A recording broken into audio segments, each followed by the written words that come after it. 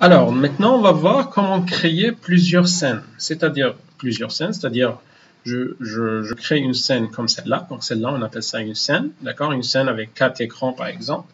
D'accord? Avec webcam et 3 écrans, un document Word, un document PDF et un document PowerPoint. Et je veux créer, par exemple, une scène juste pour, par exemple, le document Word. Ou bien juste pour la présentation. D'accord?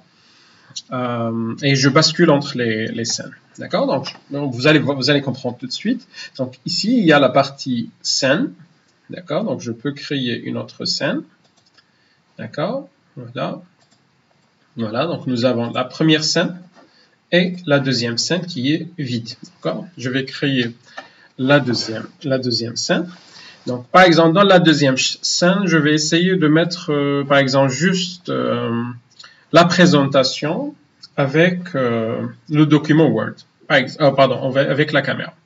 D'accord? Ou bien juste le document Word avec, je sais pas, d'accord? Donc, c'est à vous de décider. Donc, je vais essayer, par exemple, dans la deuxième scène, je vais ajouter une capture de fenêtre, toujours avec, par exemple, le document PowerPoint, ou bien avec la présentation PowerPoint, celle-là. D'accord? Et je vais ajouter la caméra ici. Donc, capture de périphérique vidéo.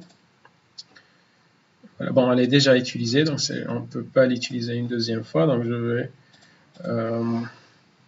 vais utiliser autre chose, par exemple, une autre scène. Voilà, ou bien juste une scène avec la présentation. D'accord?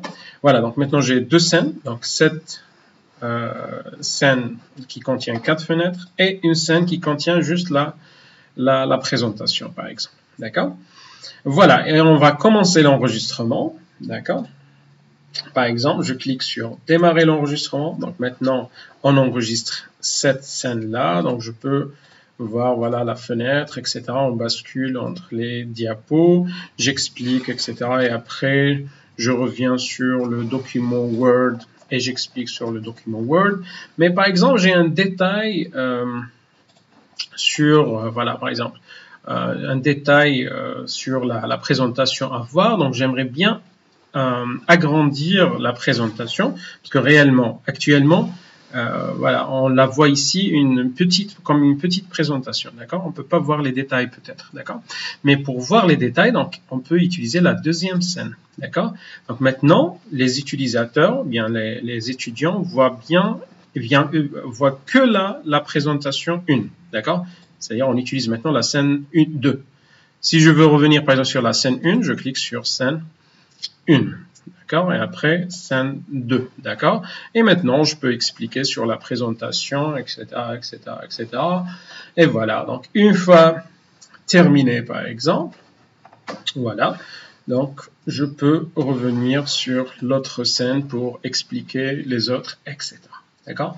Donc on bascule entre les scènes comme on veut, bien sûr. On peut créer une scène, deux scènes, trois scènes, comme vous voulez, d'accord? Et vous basculez entre les scènes, d'accord? Et bien sûr, tout est enregistré, d'accord? Le bascule entre les scènes. Voilà, donc je vais arrêter l'enregistrement pour voir la vidéo, le résultat. Donc je reviens sur les vidéos, donc on est, je pense, c'est celui-là. Donc vous voyez, donc maintenant nous sommes dans la première scène. Voilà, donc je présente, etc. Mais après, pour agrandir celle-là, on a utilisé la deuxième scène, on va voir tout de suite. Qu'est-ce qu'on a fait tout à l'heure? Voilà, donc après le document Word. Donc on va l'agrandir en principe tout de suite. Voilà, on a dit pour voir une valeur, il faut agrandir.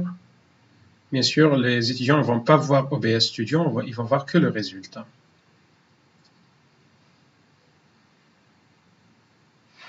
Voilà, d'accord? Donc ça, en basculant sur la scène numéro 2, d'accord? On peut utiliser la présentation et passer, expliquer, etc. Voilà. D'accord? Et on revient sur l'autre scène, etc.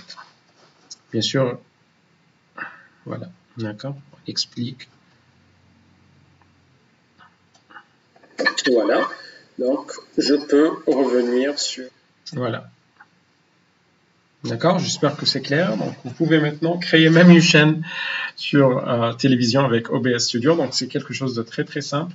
Vous voyez actuellement, généralement, on va sur Facebook, des Facebook Live avec plusieurs écrans. Donc, ça se fait comme ça avec des logiciels comme celui-là, comme OBS Studio. Mais l'avantage de OBS Studio, il est gratuit. D'accord? Donc, il est très efficace et gratuit. D'accord? C'est bon, c'est clair? Voilà. Donc, je pense que c'était... Bon, on va voir peut-être des détails dans la prochaine vidéo pour clôturer OBS Studio. Voilà, la formation d'OBS Studio. À la prochaine vidéo.